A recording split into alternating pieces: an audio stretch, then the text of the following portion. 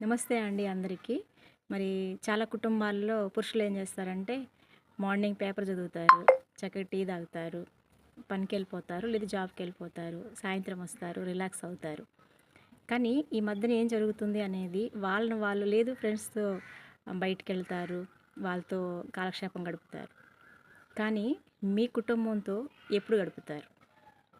మరి మీరు ఫ్రెండ్స్ తోటి గడుపుతున్నారు, మీ జాబ్‌లో గడుపుతున్నారు, మీ పిల్లలతో ఎప్పుడు గడుపుతున్నారు? అదొకసారి జ్ఞాపకం చేసుకోనండి. మీ పిల్లలతోటి గడపటం నేర్చుకోండి.